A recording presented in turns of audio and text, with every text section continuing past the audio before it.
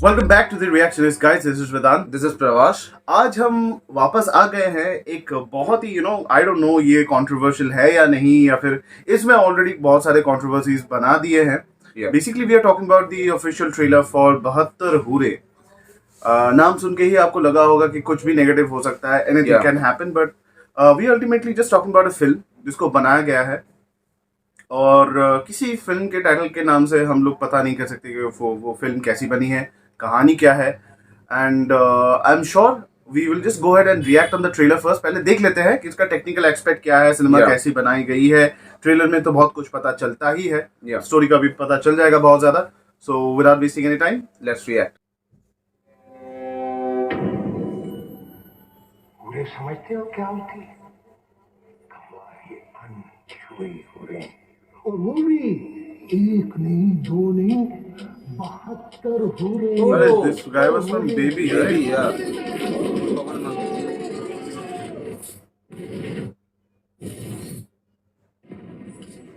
तू तो पुराना धमाकेबाज निकला है। अरे हाकिम भाई, वो तो वक्त पे बम नहीं फूटा, वरना गेट में से बड़ा धमाका होता। China returns to the city that never sleeps. The resilient Mumbai has deliberately been attacked. करे Mujahideen could be the one behind the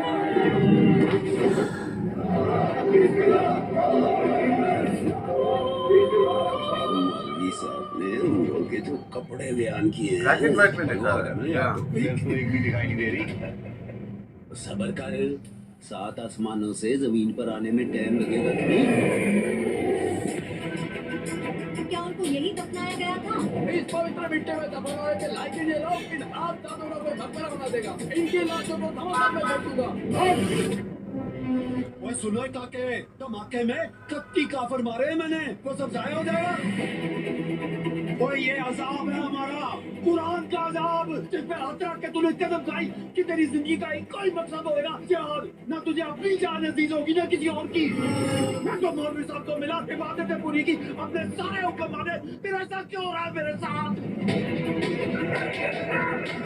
हमने अल्लाह की रजा के लिए जान दी, शहीद हुए। What's going on? ये क्या?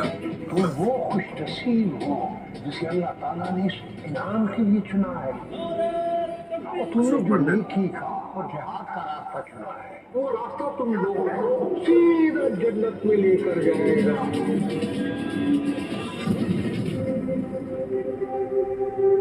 शहादत का जाम पीकर जब जन्नत में आके खोलोगे तो अपने आप को हूरों की आगोश में पाओगे।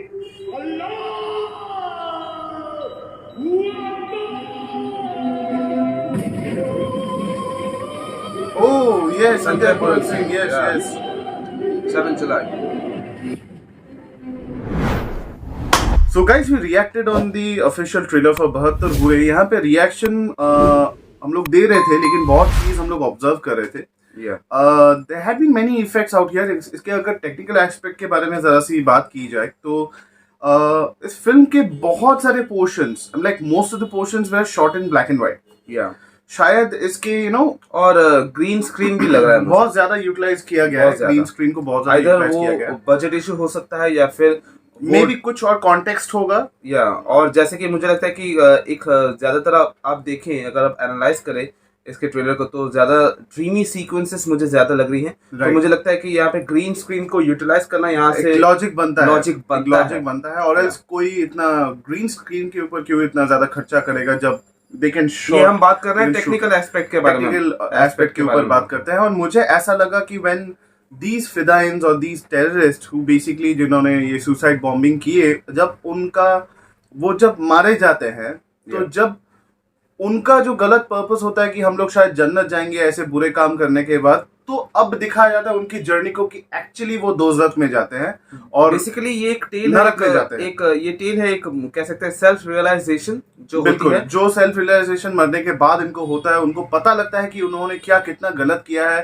हर एक धर्म के इंसान को कत्ल किया है सुसाइड बॉम्बिंग करके। तो this is a story of 2 terrorist जिनको मतलब अपने टेढ़े मेढ़े रास्तों में वो जाते हैं, गलत रास्तों पे जब वो पहुंचते हैं, जब उनका जो पर्पस होता है कि आज अगर हम जान देंगे तो हमें ये मिलेंगी वो मिलेंगी, लेकिन सच्चाई कुछ और होती है। सो हमारे इस फिल्म के जो डायरेक्टर है संजय पूरन सिंह चौहान, वो वैसे भी बहुत ज्यादा फेमस है। उन्होंने 2010 में एक नेशनल अवार्ड जीता था फॉर इस फिल्म लाहौर।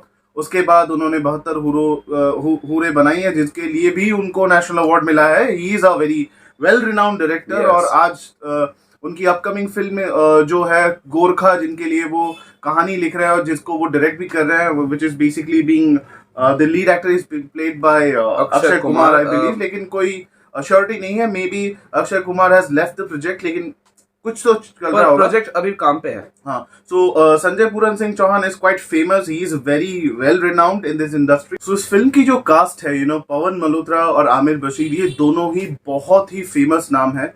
हाँ, हालांकि हम लोगों को पता है कि ये किसी मल्टी बजट और हाई बजट फिल्म से इनको नहीं देखा जाता है, क्योंकि ये वो उन लोगों का सेक्टर, वो जॉनर नहीं है। ये पैसों के लिए काम नहीं करते हैं। इन दोनों का नाम बहुत शुमार है, बहुत बढ़िया उम्दा कलाकार है ये। पवन मल्होत्रा के बारे में मैं उनके बारे में क्या कहूँ। पवन मल्होत्रा जी बहुत बड़े बड़े प्रोजेक्ट 80s से वो काम कर रहे हैं। हम लोगों ने उन्हें मैंने उन्हें पहले एक पैरेलल सिनेमा में ही देखा था। फिर धीरे धीरे उन्होंने कमर्शियल मूवीज में फोकस करना शुरू किया। पर ओवरली उनकी जो करियर है पूरी तरह बेस्ड है पैरेलल सिनेमा में। इस तरह की सीरियस मूवी में वो काम कर चुके हैं और बहुत ही बेहतरीन एक्टर है। सो जैसे कि रिदान ने बताया कि यहाँ पे जो सुसाइड बॉम्बर्स, जब उनके मरने के बाद जब उनकी जो सोच रहती है कि वो जन्नत में जाएंगे तो किस तरह जन्नत होगी, तो यहाँ पे वैसा एक विजुअलाइजेशन दिखाया गया है कि सोसाइटी भी कैसी है और किस तरह से उन्हें मैनिपुलेट किया गया है। और उनकी जो गलत सोच है कि अगर हम लोगों की जाने लेंगे, वो किसी भी मजहब के हो, खुद के मजहब के हो, दूसरों के मजहब के हो, जान लेने के बाद कि भगवान, ऊपर वाला, अल्लाह, जो भी है हर कोई अगर सोचता है कि अगर भगवान या उनके जो देवता हैं, उनको जो जिन्हें वो पूछते हैं, वो खुश होंगे, तो ये बिल्कुल गलत है। बिल्कुल गलत। ऊपर वाला कभी किसी की जान के लिए खुश नहीं होता है। वो जान देने के लिए दुनिया में वो लोगों को इसीलिए पैदा करता है ताकि वो सब एक साथ रहे, खुश रहे, एक दूसरे की मदद करे, चाहे वो कोई भी धर्म के हो। और यही चीज आई गेस संजय पूरन सिंह जी दिखाने की कोशिश कर अपने फिल्म में कि अगर एक टेररिस्ट जब ऐसा कुछ करते हुए जब वो मारा जाता है, तो क्या वो सच में हेवन पहुंचता है या वो हेल पहुंचता है, वो यहाँ पे दिखाया जाए। और जो 72 होने का जो कॉन्सेप्ट है, उसके बारे में भी यहाँ पे ब्रीफली दिखाया गया है और शायद मुझे लगता है कि सिनेमा में भी वैसे दिखाया जाएगा। हमें पता है कि नाम यूज किया गया है, it is quite eye catching and I grabbing, like लोग उठ के देखेंगे, नोटिस तो जरूर करेंगे। बहुत ही सेंसिटिव और बहुत ही कंट्रोवर्शियल हो सकती है। पर जैसे कि अगर स्टोरी में ज्यादा अगर हम फोकस करें, तो अगर स्टोरी अच्छी हो और उसे अच्छी तरह से एक्सप्लेन किया गया हो, तो आप इस नाम को छोड़ के इसकी जब मेन जो टॉपिक है उसके ऊपर फोकस करेंगे तो ये मूवी काफी अच्छी बन सकती है। और मुझे लगता है कि अच्छी बनी भी है। और अगर इस मूवी के कंट्रोवर्सी के बारे में अगर बात करें, तो रिसेंटली गाइस, ये मूवी जब कल रिलीज हुई, इसका जब ट्रेलर रिलीज हुआ, उसके बाद सेंसर बोर्ड ने इसके ट्रेलर को सर्टिफाई नहीं किया। और इसके विरोध में इस मूवी के जो डायरेक्टर हैं, उन्होंने भी इसके बारे में अपनी ओपिनियन बताई कि सेंसर बोर्ड काफी ज्यादा वो गुस्से में भी थे। और अशोक पंडित जी वो काफी ज्यादा गुस्से में थे, क्योंकि उन्हें लगा कि ये तो नाइंसाफी है कि अगर मेरी कोई फिल्म में कोई प्रॉब्लम है तो ऑब्वियसली इसको आप सर्टिफाई करें, आपको वैसे सर्टिफिकेशंस देने चाहिए। आई थिंक ये गलत किया है CBFC ने। अगर उनको ये डर है कि मैं कम्युनल डिसरिस्पेक्ट कर रहा हूँ, कम्युनल हार्मनी में कोई भी तंगी आ सकती है, आप उस तरीके का सर्टिफिकेशन करें। और हर फिल्म की आवाज होती है, हर एक इंसान की जैसे आवाज होती है। हर एक फिल्म एक फ्रीडम ऑफ एक्सप्रेशन लेके आता है, फ्रीडम ऑफ स्पीच लेके आता है। और आजकल लोगों के माइंडसेट काफी बदल रहे हैं गाइस। और ऐसी बात नहीं है कि दंगा रहेगा आपको। अगर वो कहानी सच है, अगर सच्चाई की तरफ से दिखाई जाती है, कोई प्रोपेगेंडा ना हो, जैसे किसी भी धर्म को लेकर, जैसे कि एग्जांपल के तौर पे अगर हम केरला स्टोरी के बारे में बात करें, तो पहले डायरेक्टर्स ये क्लेम कर रहे थे कि वहाँ पे 30,000 केसेस, 32,000, लेकिन ऐसा कुछ था नहीं। They couldn't claim that. ये गलत था। और यहाँ पे 3 केसेस उन्होंने बताई थी। पर अगर 3 हो या 30,000, वो भी एक क्राइम है, किसी को किसी का धर्मांतर करवाना नहीं। बट फिर भी फैक्ट के हिसाब से अगर आप फैक्ट बताने की कोशिश कर रहे हैं और अगर आप गलत नंबर दे रहे हैं, सो मेरे हिसाब से ये गलती है। पर केरला स्टोरी ने उसे करेक्ट किया बाद में। उसमें डिस्क्लेमर में उन्होंने मूवीज में थिएटर्स में दिखाया कि उन्होंने वो सही कर दिया है। जब कोर्ट ने उन्हें कहा कि आप इस तरह का फैक्ट वहां पे बताइए कि आपके मूवी में कितनी सच्चाई है। और जो इस मूवी के बारे में बात करें गाइस, अभी तक तो ये कंट्रोवर्सी चल रही है। मुझे लगता है कि बाद में डायरेक्टर्स और सीबीएफसी के साथ ये कुछ पैचअप हो जाएगा, राइट। क्योंकि जब ट्रेलर निकल चुका है तो मूवी रिलीज होने वाली है। मूवी कब रिलीज होने वाली है Ridan? This movie is going to release most probably July 7 तारीख को शायद ये रिलीज होने वाली है।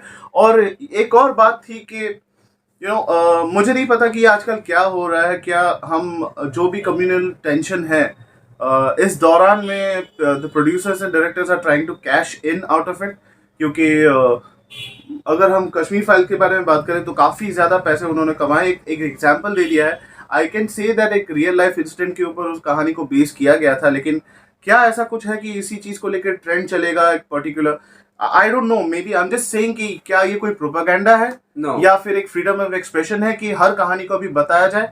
आप हमें बताइएगा कि आपकी क्या ओपिनियन है कमेंट सेक्शन पे, और इस फिल्म को जरूर जाके देखना चाहिए गाइस, क्योंकि हर मैसेज इंपॉर्टेंट है। अगर उसको गलत तरीके से ना लिया जाए, अगर हम रैशनली सोचें तो किसी भी कम्युनिटी के सोच को, उनके बिलीफ को, उनको अगर गलत तरीके से ना दिखाएं, फैक्ट के तौर पे अगर आप Right. दिखाएं मूवी में, तो मुझे नहीं लगता कि कोई प्रॉब्लम होनी चाहिए। इसके टेक्निकल एस्पेक्ट के बारे में मैं जरा सा बात कर लेता हूँ कि जैसे हम लोगों ने बताया थोड़ी देर पहले कि ये फिल्म में थोड़ी बहुत खामियां हैं, क्योंकि ट्रेलर में शायद मुझे पता चल भी रहा है या नहीं भी पता चल रहा है, मैं शायद गलत भी हो सकता हूँ, लेकिन the way the film has been shot, ऐसा लगता है कि काफी जगहों में ग्रीन स्क्रीन यूज किया गया है, जहाँ पे ऐसा लगता है कि they could simply normal shoot कर सकते थे। Yeah. और मुझे रियल लोकेशंस में भी कर सकते थे। I guess that would have been better. और एक और बात है कि मैं चाहता हूँ इस फिल्म को अगर मैं देख लूँ तो पता चले कि इसका क्या रीजन है कि इस फिल्म को पहले ब्लैक एंड व्हाइट पे शॉट किया गया और है। मुझे गाइस इस ट्रेलर का एक ही मतलब एस्पेक्ट मुझे बहुत ही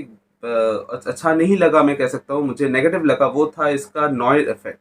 Right. हर वक्त वही क्या मैं कह होता रहा है हूँ कि यही black and white noise effect दिया ये हर वक्त क्या होता है कि कुछ मूवीज में जब ये नॉइज इफेक्ट या फिर ब्लैक एंड व्हाइट इफेक्ट दिया जाता है, वो ट्रेलर को और भी ग्रिटी बना देता है। पर यहाँ पे इसे ब्लैक एंड व्हाइट करने की कोई जरूरत नहीं इसे थी। थ्रू आउट द फिल्म इसे दिखाया गया है। So I guess if in case if पता नहीं संजय पूरन सिंह जी को अगर कुछ संजय चौहान जी को अगर कुछ पता लगा होगा कि फिर उनको कुछ कोई मूड या फिर कोई स्पेसिफिक एक सिचुएशन दर्शाने के लिए अगर दिखाया गया होगा तो अच्छी बात है, वरना मैंने तो पूरे ट्रेलर में ही देखा कि पूरी फिल्म को black and white noise effect में शूट किया गया है, but we really don't know what's going wrong.